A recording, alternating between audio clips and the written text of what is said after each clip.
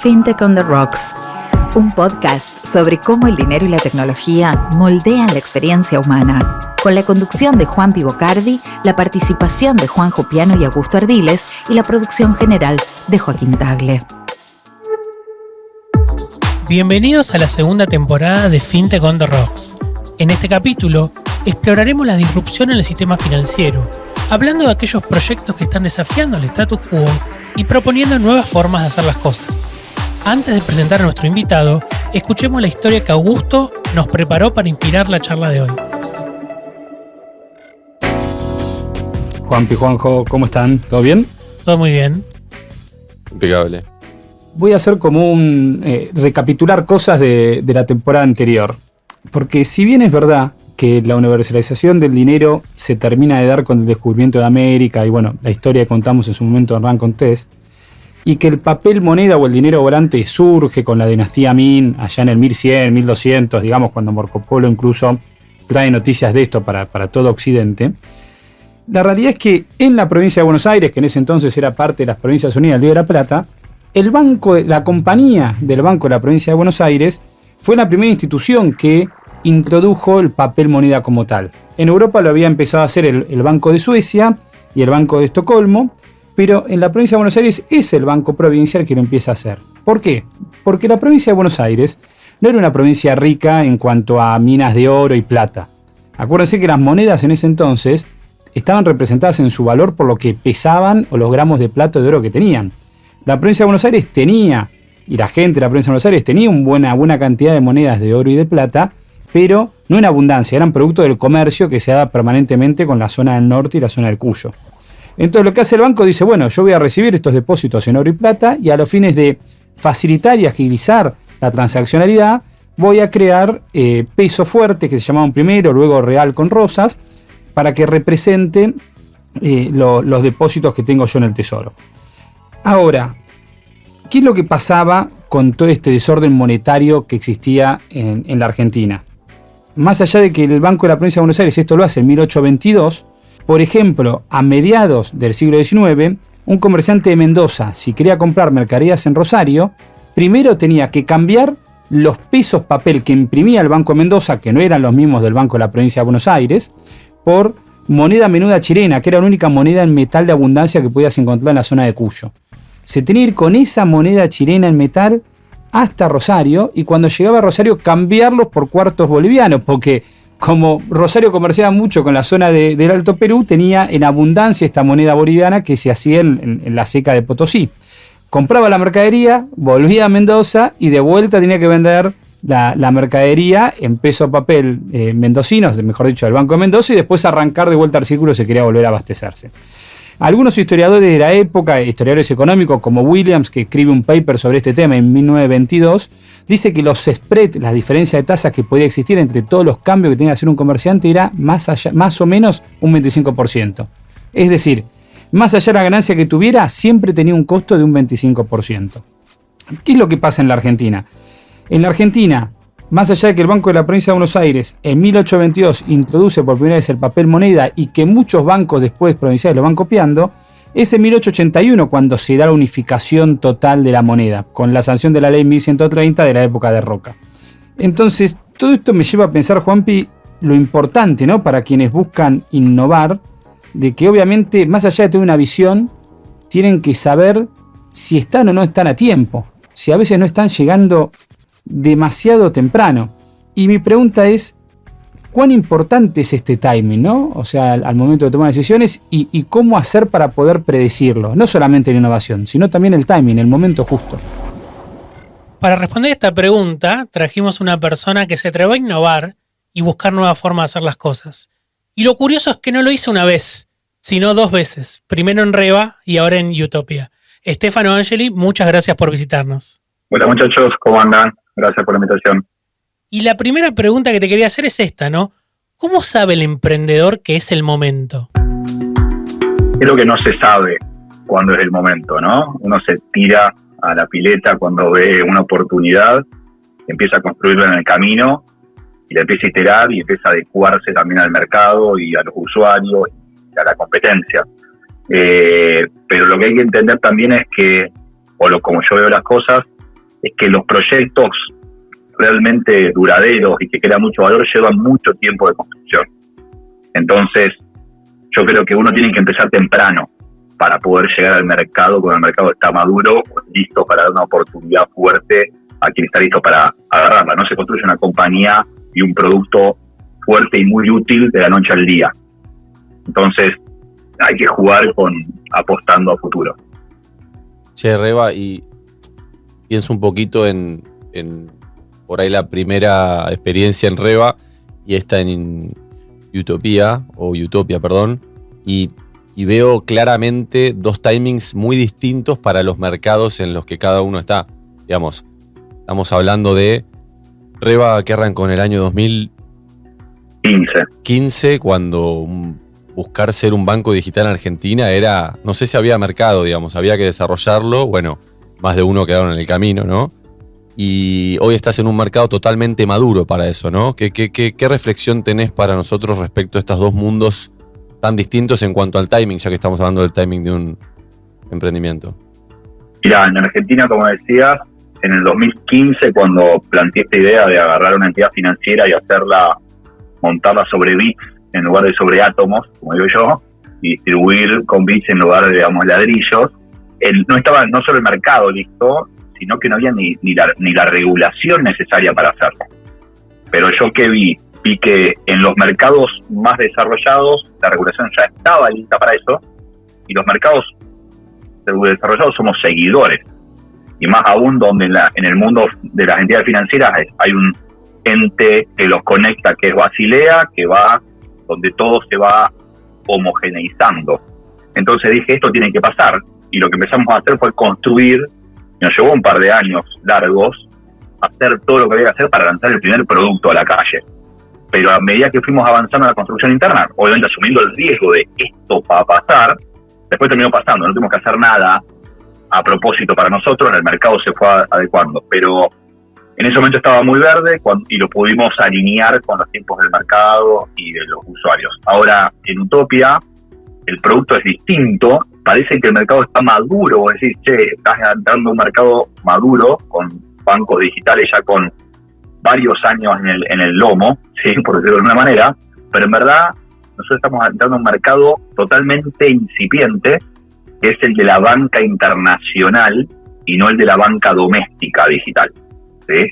Porque el usuario del que Utopia atiende es la persona que vive en mercados emergentes o en mercados fuera de Estados Unidos y que quieren bancarizarse dentro de Estados Unidos, y eso es un producto totalmente nuevo. Está en pleno desarrollo, creación, y hasta el caso de uso es nuevo y explotó y se convirtió en algo masivo y con volumen necesario para montar una compañía entera a partir de ese caso de uso, casi durante o post-COVID. Entonces, son dos etapas muy similares en las que entré a estos mercados. Y ahí haga una pregunta, Tefa, que es: ¿qué error que cometiste en Reba te prometiste no cometer acá con Utopia?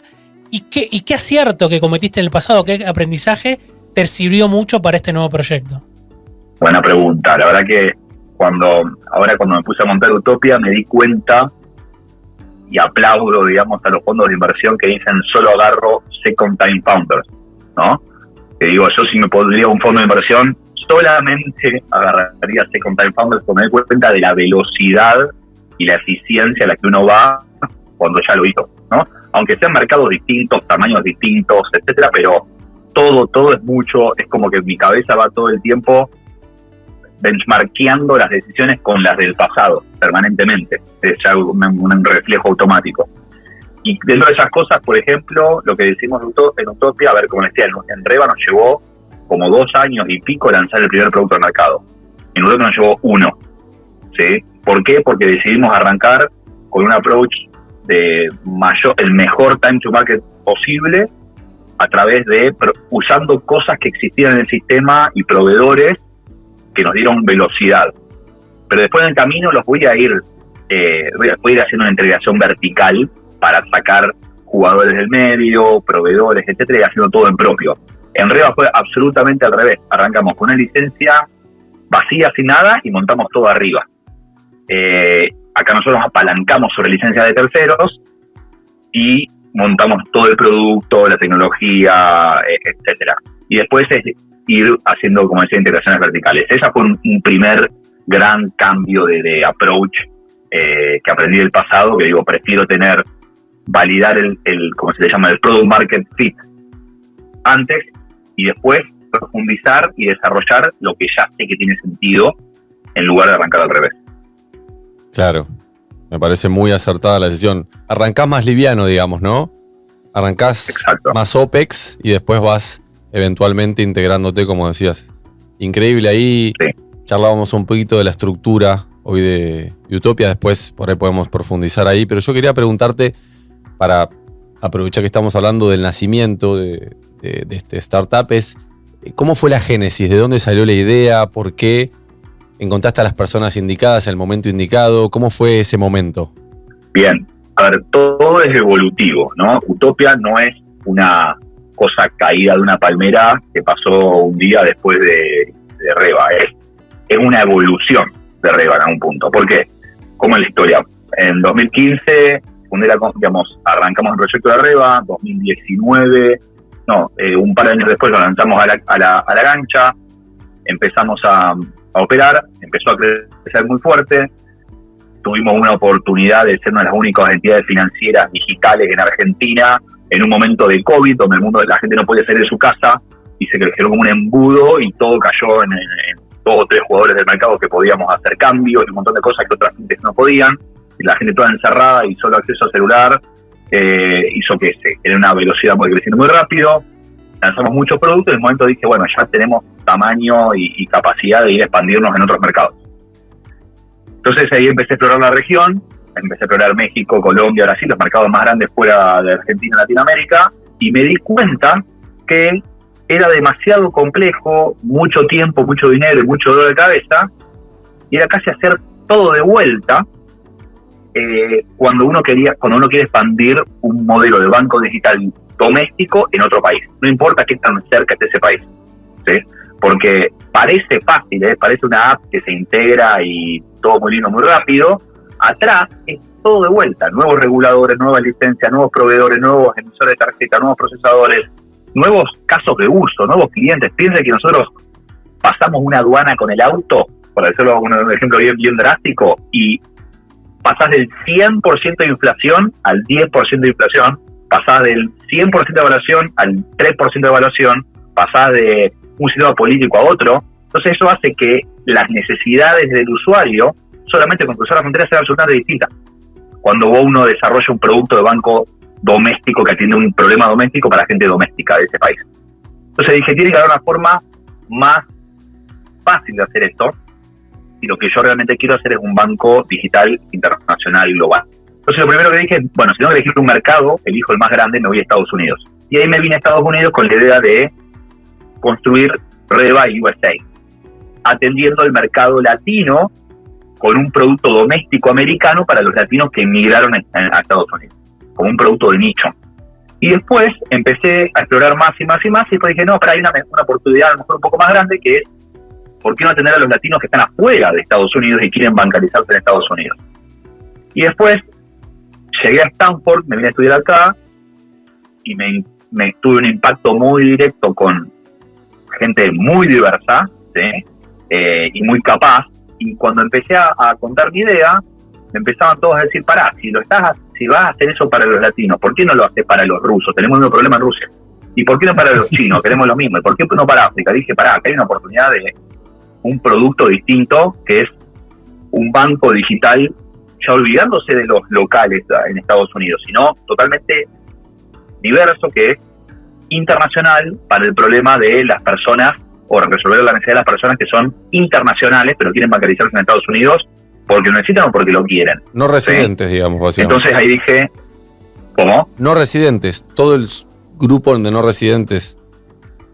Exacto. Entonces ahí, fíjate cómo fue toda una evolución de Reba a Estados Unidos, de Reba Estados Unidos siendo para domésticos, después sumándole la parte internacional, y después dije directamente, esto tiene que ser una empresa totalmente nueva, porque es un producto nuevo, que tiene que arrancar con el formato y todos los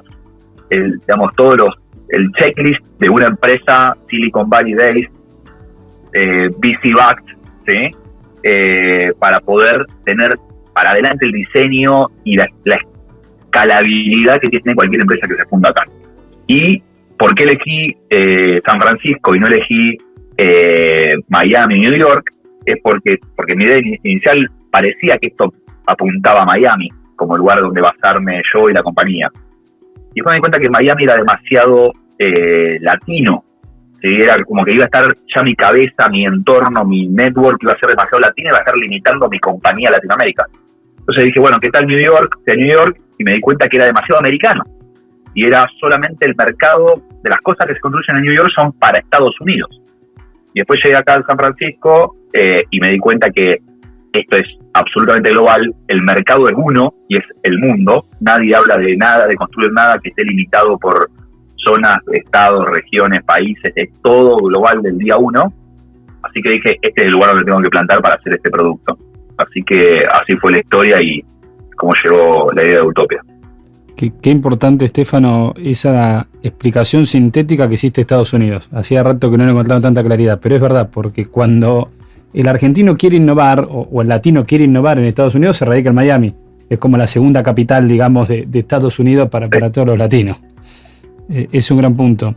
Ahora, contaba, viste, en la historia al comienzo del episodio, algo muy sencillo, como era la aparición del papel moneda acá en lo que eran las Provincias Unidas, que era algo innovador en ese entonces, ¿no? 200 años literalmente, 201 años atrás.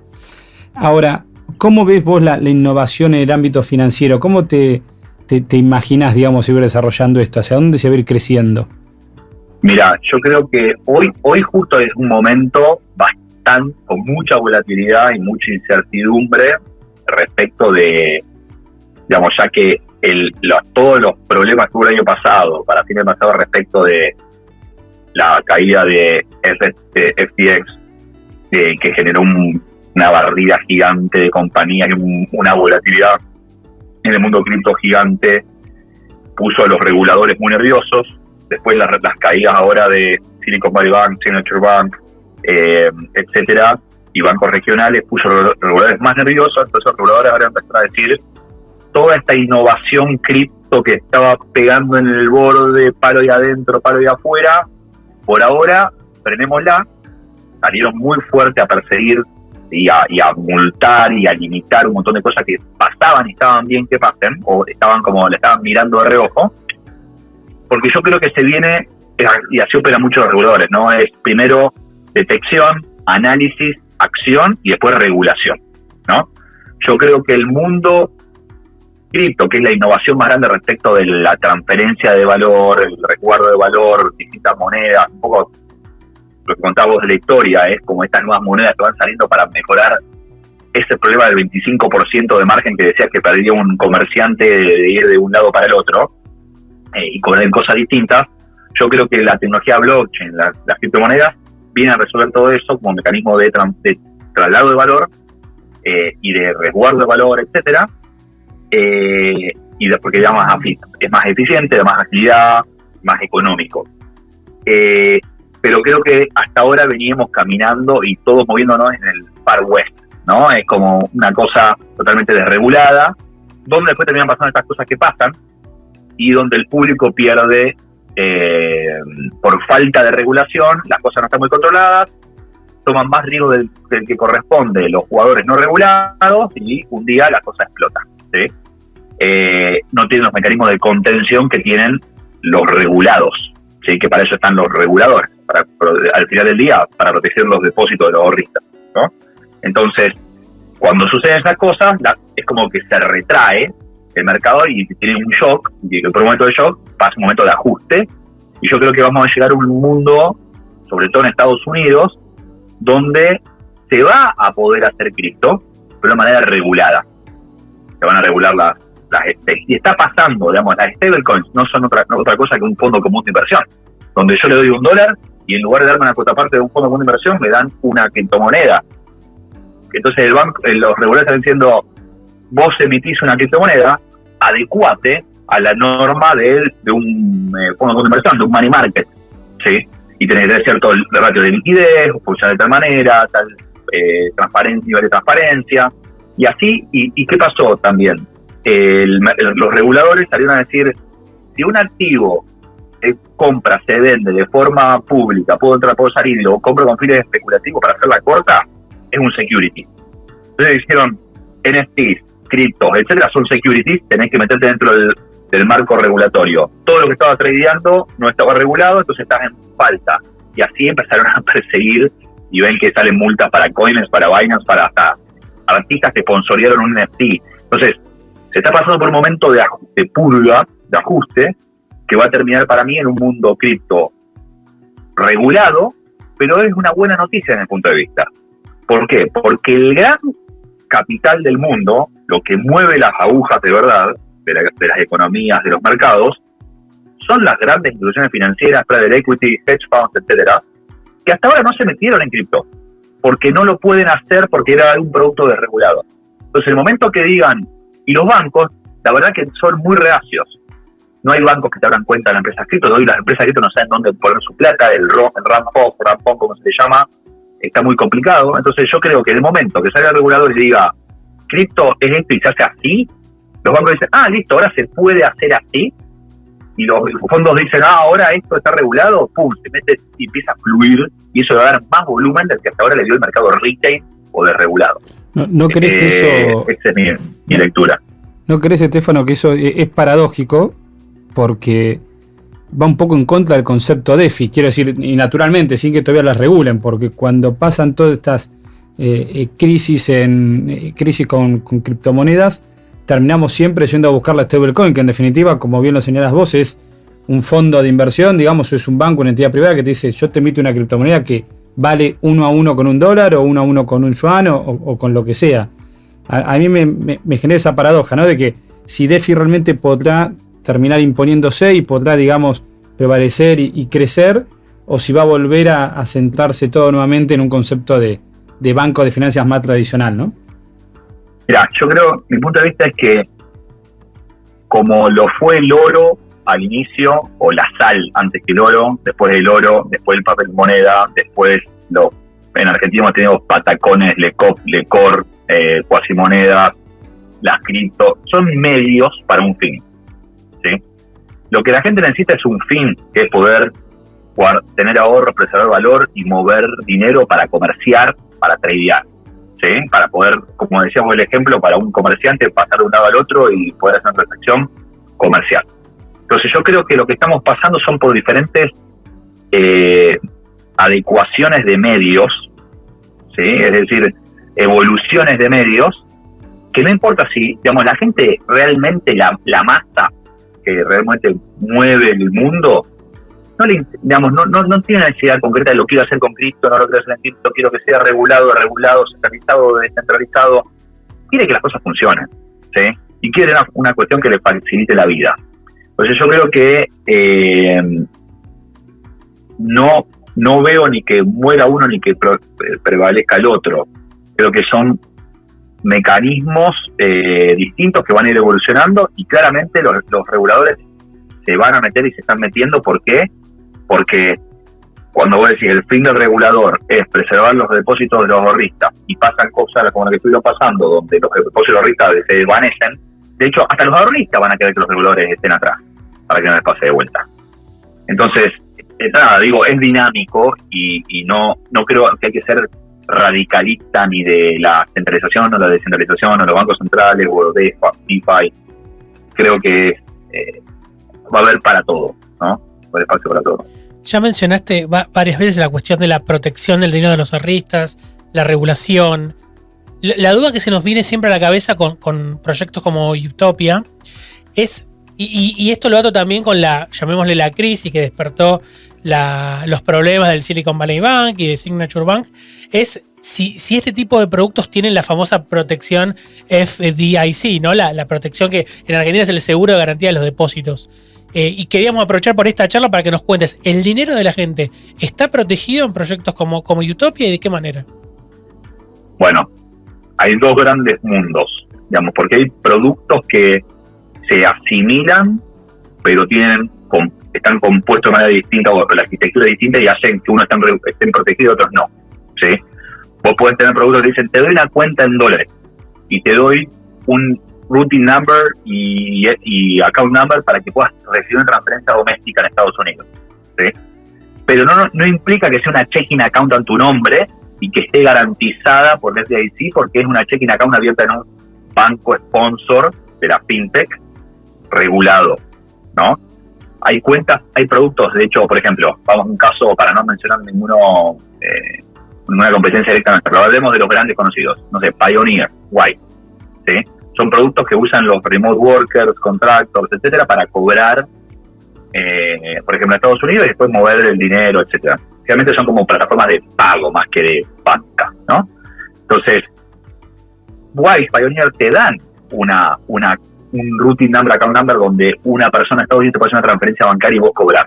Pero eso cae en una wallet, ¿sí? Eso cae en el balance del banco, en el balance de la compañía. Son fondos que custodia la compañía en su balance, tienen libre disponibilidad, etcétera. Vos tenés como el canal de ingreso, ¿sí? Es como, yendo a Argentina, CB corta U. El CB corta U es un canal de llegada a una wallet digital tuya, pero el CB corta U atrás no tiene una cuenta bancaria a tu nombre con, por ejemplo, el seguro de, pues, bueno, ese plazo fijo del Banco Central, ¿no? La CB corta U es una representación para poder después todo canalizarse en una cuenta, en una CBU de la empresa, ¿sí? Así están montadas muchas de estas wallets que te permiten recibir y mandar a lo mejor en Estados Unidos, pero vos tenés una cuenta digital en dólares, pero que no es tu checking account a tu nombre y que no hay garantías. Ahora, Utopia está montado distinto. Utopia está montado arriba de un banco sponsor, ya estamos integrando otros, donde uno cuando abre la cuenta en Utopia está abriendo una cuenta en un banco, una checking account a su nombre, las transferencias entran y salen a tu nombre. Es más, una cuenta de Utopia puede recibir y mandar una Swift transfer a un banco en Argentina, por ejemplo, bien, porque es una same name account y para eso no hay cepo. Si vos podés mandar una transferencia same name, sí. Claro, porque es una, digamos, si vas a decir, che, mandame a esta cuenta de Wise, es decir, pasame el Swift transfer, te van a decir, no está tu nombre, está el nombre de Wise, es imposible. Para recibir lo mismo, no te lo van a rechazar. De hecho, no creo que no existe ni siquiera la funcionalidad para mandar una Swift de Wise. Creo que era TransferWise antes. Pero Utopia sí, es una cuenta bancaria a tu nombre y por ende, como esta cuenta bancaria está abierta en un banco americano, el banco americano es protegido por el FDIC, entonces esos fondos terminan estando protegidos. No es Utopia el que está contratando los servicios del FDIC, sino es el banco por debajo.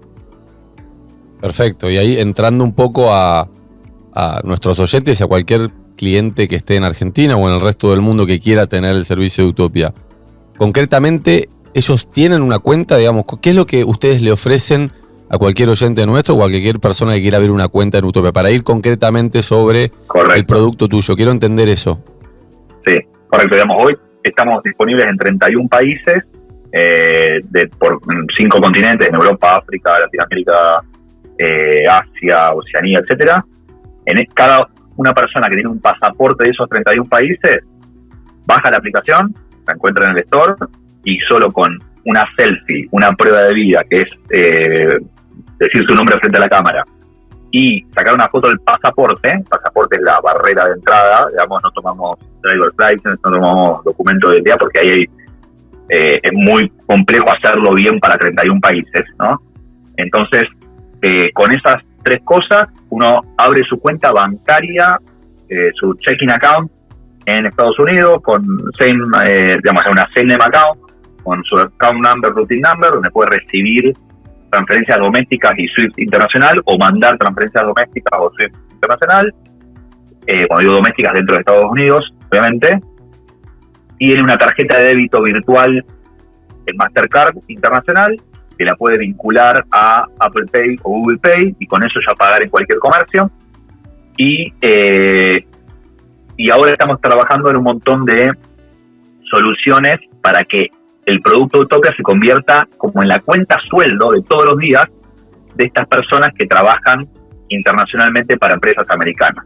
que no descarte, digamos, no excluye a la persona que dice, yo quiero solamente tener una cuenta americana y mandar mis dólares no guardados ahí, ¿no? Pero estamos haciendo como que la experiencia esté todo alrededor de este caso de uso, que hoy no encuentra solución en el mundo para vivir financieramente de la forma en que trabaja. Digamos, ¿qué quiere decir? Hoy las personas trabajan sentados en Buenos Aires, o en La Pampa, o en India, o en Bogotá, pero trabajan para una empresa americana. Y la empresa americana le quiere pagar domésticamente en Estados Unidos, y esa persona está bien, por ejemplo, que encontró una forma de cobrar ahí y después no la sabe cómo usar. O no sabe cómo usar la plata, o no sabe cómo moverla. Entonces estamos haciendo todo que va desde cobrar, recibir, mandar, gastar, y también nos estamos metiendo ahora en investment y lending. Paso a paso vamos armando toda la propuesta de valor. Estefano, y el core del negocio hoy por hoy está mucho más asociado a esto, si querés, de transferencias, de remesas, o no necesariamente. Entendí, digamos, que no solamente hacen eso, pero hoy por hoy, ¿cuál es la situación en la empresa? Sí, hoy básicamente eso es la cuenta, las formas de entrada, digamos, los canales de entrada y salida, que estamos por lanzar nuevos features que van a permitir cargar la cuenta de Utopia con tarjetas de débito y crédito internacional, y vamos a poder también sacar dinero de Utopia internacionalmente a una cuenta bancaria doméstica sin pasar por una Swift Transfer. Entonces la parte de remesa y movimiento es clave. ¿Por qué? Porque la gente está viviendo en otro lado, cobrando en Estados Unidos, entonces hay que simplificarle toda esa usabilidad. La tarjeta es muy importante, de hecho estamos también próximos a empezar a distribuir por Latinoamérica tarjeta física, porque da acceso a cajeros automáticos, y muchas veces algunos comercios a veces lo aceptan pero ni lo saben las personas que cobran, pero permite resolver cualquier tema cuando no tenés el celular o el comercio no acepta pago con proximidad, digamos. Pero después toda la otra parte de productos de inversión y de lending también vienen para adelante en el roadmap de productos. Por eso lo que decía es, armar estos productos lleva mucho tiempo. Tenés que ir descubriendo cosas, iterando con el cliente, cambiando de proveedores, porque uno funciona, después no funciona. Entonces, volviendo al tema de la oportunidad, si es temprano o es tarde, o es el mercado maduro, yo creo que hay que entrar un par de años antes de que la cosa esté muy caliente para poder tomar la oportunidad. Ahora, hay que tener el estómago de ir construyendo en el camino mientras las cosas no están tan estables. Porque si entras al mercado cuando la cosa ya está totalmente desarrollada, la competencia es mucho más grande y, ya está todo mucho más cocinado, pero llegaste tarde. Entonces hay que tener de vuelta el estómago y la visión de decir, me voy a meter en esto 2 años antes de que sea mainstream o que sea muy masivo, pero para llegar y comerte esa oportunidad en el momento que está bien caliente, recién salida del horno, tenés que arrancar con mucho más riesgo e incertidumbre antes. Muy interesante, y ahí me surge preguntarte, porque hablaste mucho de el tiempo que uno le dedica a las cuestiones y a que maduren. En esto entiendo que también fue un cambio para vos, en el sentido que esta innovación o este nuevo producto o este nuevo proyecto fue, corregime, fuera del espacio de la empresa familiar, ¿no? ¿Cómo fue ese cambio, no? Innovar adentro, siempre obviamente en la frontera de lo que era la tecnología de ese grupo, y hoy decir, bueno, desprenderse del grupo familiar y animarse a ir solo. ¿Cómo fue ese paso en lo personal? No, fue muy bueno y fue necesario. ¿Por qué? Porque la forma en que el mercado de capitales, los fondos de inversión, etcétera, analizan las compañías, sus founders, etcétera, es muy distinto. Es que pasa, las empresas familiares tienen legacy, tienen cosas que traen del pasado, tienen cultura, tienen productos, tienen cosas que funcionan, entonces cuando les va bien, son cada vez más aversas al riesgo, ¿sí?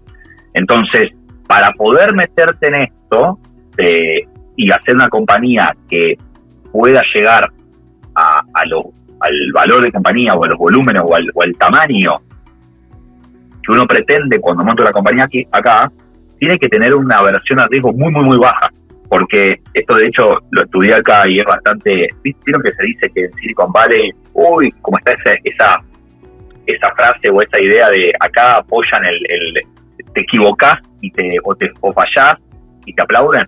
Como que parece como una cosa media... Sí. La cultura del fracaso. Claro, pero puedes decir, ¿esto qué es? Como un hype, como un algo como que se jactan de, apoyamos, es que parece una cosa media cultural. No, es absolutamente racional y matemática, ¿sí? ¿Cómo funciona? Piensen que la probabilidad de éxito y el retorno es una distribución normal, una campana de Gauss, ¿sí? Entonces, si vos apostás a lo seguro, vas a tener una probabilidad de éxito mucho más alta en la punta de la campana, de la distribución normal, pero el retorno es mucho más bajo. Si vos querés triunfar, digamos, y pegarla a lo grande, tenés que ir a la cola de la campana, al final, ¿sí? Donde el nivel de riesgo es muy alto, pero si la haces bien, la rentabilidad es gigante y el retorno es gigante. Pero esa probabilidad de éxito baja, digamos, esa probabilidad de triunfar a lo grande es exacta, el nivel de riesgo, que tenés que asumir para tener la probabilidad de triunfar a lo grande es el mismo nivel de riesgo que tenés que asumir para perder a lo grande. Entonces, ¿qué analiza el mercado acá? Si vas a apostar, apostás fuerte, porque si la pegás, te vamos a dar todo el capital del mundo para que sigas creciendo y te vaya muy bien. Y si fracasás, el mercado lee que si fracasaste bien, tratando de ir por todo para triunfar a lo grande, te dan una segunda vuelta, te dan una tercera oportunidad, una cuarta oportunidad. Pero por eso es como que tenés que fracasar a lo grande o ganar a lo grande. En medio, ganate un mercado más seguro, ¿no? Ganate un mercado donde el interés sea de hacer cosas mucho más conservadoras. Marina Díaz Ibarra lo define muy bien en su libro, ¿viste? Un mundo sin jefes, dice, es el éxito o el desastre, el éxito o la ruina, dice, ¿no? Más si querés en algo gaucheco sería plato mierda. ¿Pero por qué? Porque la probabilidad de pegarla o errarla a lo grande es exactamente la misma, ¿sí? En una distribución normal. Entonces, volviendo a tu pregunta, Juan Pablo, dentro de un ámbito de empresa familiar hay muchos marcos y redes de contención que te impiden ir en una estrategia de ese estilo, ¿no? Entonces, un poco esa es hay que salir de ese marco para poder hacer una cosa así. Estás muy presente ahora en San Francisco, pero tuviste mucho tiempo en Silicon Valley. Y a mí me pasó que, vi la famosa serie de Silicon Valley y a veces miro que hay innovaciones que están en la serie y que 10 años después llegan a la realidad, ¿no? Si uno la mira hoy, que es una serie relativamente vieja, ve cosas que discuten que hoy son como mainstream o estándar. ¿Estás viendo algunas, estando ahí metido en la innovación en el mundo de las finanzas, que digas en 3, 4, 5 o 10 años hay algo que va a ser muy importante y hoy no lo tenemos tan presente? Lo primero de esa serie que te comento es, todo lo que ves ahí es real. Es decir, y es menor, es decir, siempre viste la realidad supera la ficción. Sí. Bueno, esas cosas que parecen increíbles y esos personajes y esa mecánica es tal cual, digamos, o todavía la realidad la supera.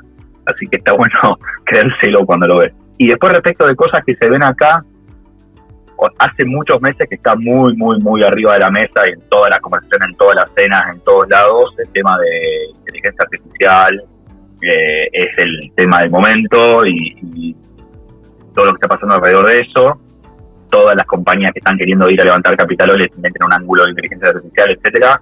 Y yo creo que en algún momento llegará a las finanzas también.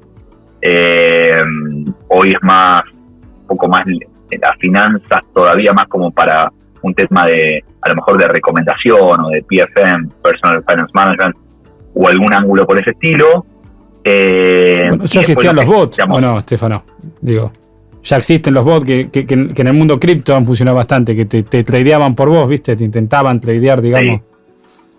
Sí, yo creo que puede haber mucho avance respecto de análisis de escenarios, etcétera, pero es más, a lo mejor, pensándolo como consumidor final, uno va a estar consumiendo algo, a lo mejor un algoritmo, un bot que hace, porque los bots acá, de hecho, te metes a una cartera de inversión autogestionada y están siguiendo un bot que opera, ¿no? Entonces a lo mejor ese bot puede pasar a ser más inteligente, etcétera. Pero después sí, lo que también está, hay dos temas grandes en las finanzas arriba de la mesa. En general, hoy el tema más caliente de todos es AI y todo el tema de ChatGPT y OpenAI, todo ese debate. Y el otro tema importante es justamente la fricción que les contaba al inicio que hay hoy y esta purga entre el mundo cripto y el mundo fiat regulado. Que yo me imagino que el desenlace va a ser alguna forma regulada de volver a ser cripto. Además, creo que los jugadores, los exchanges, por ejemplo, yo creo que van a tender a convertirse en regulated broker dealers, que van a poder tradear criptos y no criptos reguladas a través de sus exchanges, porque hoy es como que todo lo que tradean termina estando bajo el ámbito de alguna manera de la SEC. Entonces, creo que por ahí esa es la otra tendencia. Creo que todo lo que antes se hacía por afuera del ámbito de los regulados y reguladores se va a regular, y eso para mí le va a dar más volumen. Genial, Tefa. Y un poco para salir de lo técnico, de lo específico de las finanzas y demás, ir un poco a lo personal, queremos ir adentro tuyo, llegar a tus entrañas y entrar con la pregunta que dimos acá en llamar la pregunta buena leche, que algunos nos miran raro cuando la planteamos con ese nombre, pero básicamente queremos saber qué problema del mundo te obsesiona resolver. Problema puede ser de tu vida personal, de algo que te quedó de pequeño, de tu mascota, del laburo, de lo que sea. Decís, che, esto no puede ser, lo tenemos que resolver de acá a 10, 20, 30, 50 años. Bueno, yo lo tengo muy claro, lo pienso todos los días, y es exactamente lo que tratando de resolver con Utopia, que es, antes las personas estaban cómodas o creían que era lógico que uno nacía en un país y tenía que bancarizarse en ese país, sufrir las bondades o los defectos de ese país, decir mi economía y mi bolsillo y mi familia estar siempre vinculado al riesgo político, social, económico de, en nuestro caso, Argentina. Entonces, estamos como anclados a eso. ¿Qué pasa cuando ves el mundo hoy, no? Es un chico que nace y empieza a crecer y empieza a relacionarse con personas. Antes, a ver, ¿cómo nos criamos nosotros? Tus amigos eran los amigos del colegio, del barrio, que vos jugabas mano a mano, cara a cara. A lo sumo jugabas a videojuegos, pero el que está al otro lado era una persona con un joystick al lado tuyo, entonces, o la computadora que era boba, ¿no? Entonces, estabas totalmente conectado y tu vida se desempeñaba geográficamente y localmente donde vos vivías. Hoy, yo lo veo con mis sobrinas, ya las amistades, las relaciones, la interacción no tiene fronteras. Hoy jugás a un videojuego y estás jugando en streaming, digamos, directamente conectado con un flaco del otro lado del mundo, ves una red social y estás viendo, y a lo mejor tu follower o vos, al influencer que seguís, una persona que viene a otro lugar de la tierra, los viajes se hicieron mucho más económicos, la gente se sube en avión mucho más fácil. Entonces, ¿qué pasa? Para nosotros, decirte, tenés que bancarizarte, que tu economía dependa del país donde viviste, donde naciste, o donde vivís actualmente, es racional, es natural, no te genera un desencaje en la cabeza, ¿no? Sí, bueno, las cosas son como son. Ahora, andá a decirle a un chico que hoy tiene 5 o 10 años, cuando tenga 18, tenga que salir al mercado, o 20, 20 y pico, tener el mercado laboral. No, vos solamente podés cobrar en moneda local, solamente podés trabajar para una empresa en tu país, solamente y van a estar condicionados a cobrar y a estar impactado por la inflación, la devaluación de tu lugar. Es decir, ¿de dónde saliste? Dice, si yo juego a los videojuegos con gente de África, sigo por redes sociales y hablo con un amigo y una influencer de Rusia, y dicen, es como que lo natural es lo borderless, no lo limitado a la geografía. Entonces, esa gente va a estar directamente rechazando algo que nosotros tomamos como natural. Entonces, yo que creo que el primer paso a esto, y que el COVID nos dio una gran palanca, yo el COVID creo que nos salvó la vida, entonces te digo como que el COVID hizo al mundo salir del closet, ¿sí? ¿Por qué nadie decía que prefería trabajar de la casa? ¿Por qué nadie decía que prefería trabajar en un remera en lugar de estar con una corbata hasta el cuello? ¿Por qué nadie decía que prefería estar con los hijos en lugar de 2 horas yendo y viniendo? ¿Por qué nadie lo decía?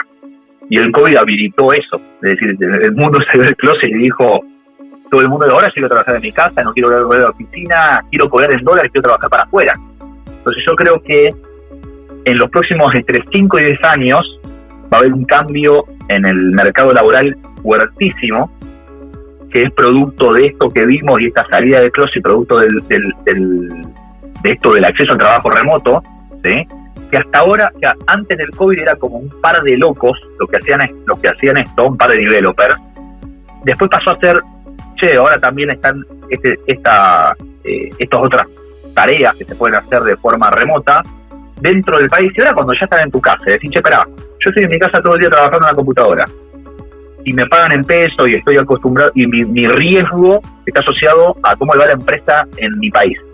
Si yo de repente consigo por LinkedIn que me empiezan a mandar una empresa que quiero traer en Estados Unidos, yo decís, yo pago la computadora, yo no me tengo que sacar a mi hijo del colegio, aprender irme a otra economía donde tengo que subir de hecho mi costo de vida, no tengo que sacar una visa, un sponsor, nada de todos esos traumas y perder a mi amigo y perderme los gastados el domingo. Ahora podés estar trabajando con una empresa americana, europea, lo que sea, cobrando moneda dura. Tu economía personal ya no depende del riesgo de tu país, ¿sí? Entonces eso se convierte en mainstream entre 5 y 10 años para mí.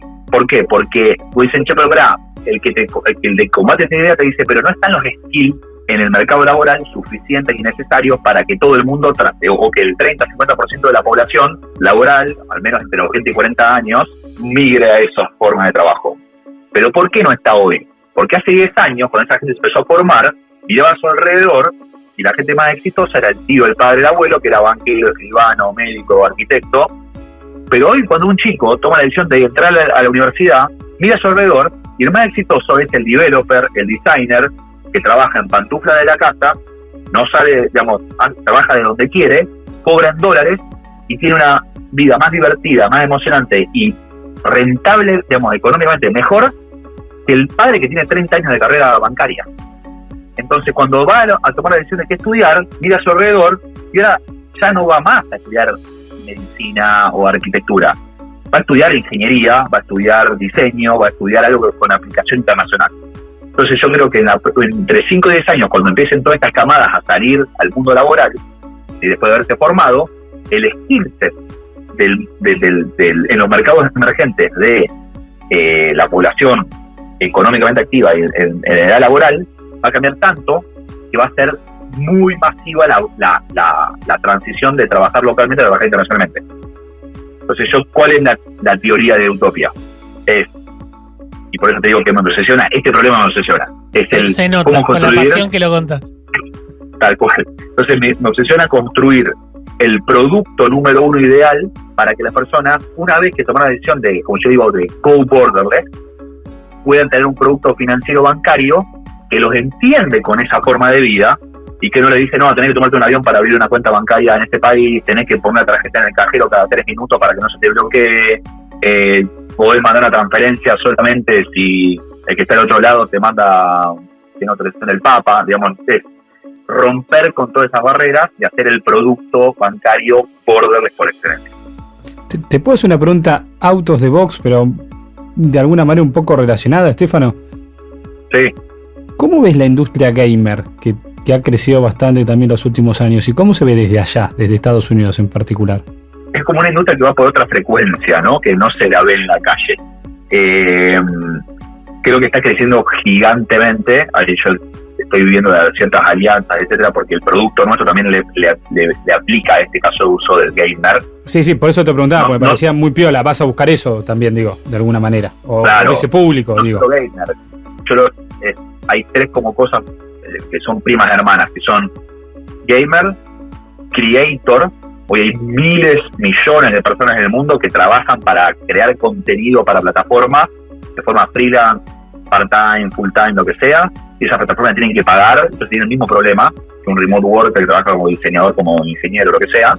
Y después tenés también la gig economy, que son la gente que pone su departamento a alquilar en Airbnb, la gente que maneja un Uber, etcétera, que también le pueden pagar en su cuenta local, pero dicen, pero pará, si esta empresa está en Estados Unidos, ¿por qué no me pagan una cuenta en Estados Unidos? ¿No?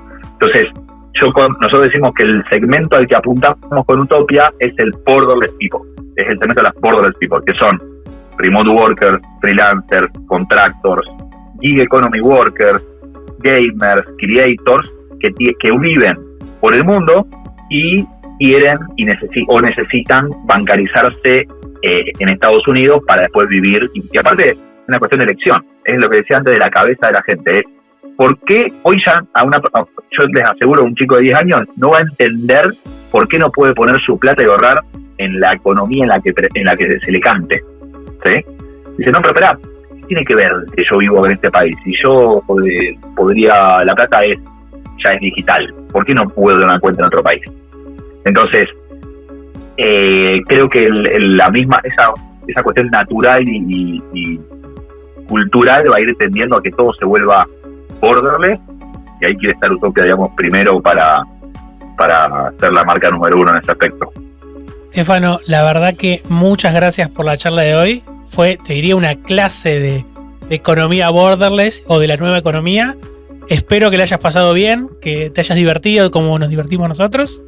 Así es. Y a toda la audiencia, nos vemos en el próximo episodio de FinTech on the Rocks. Muchas gracias.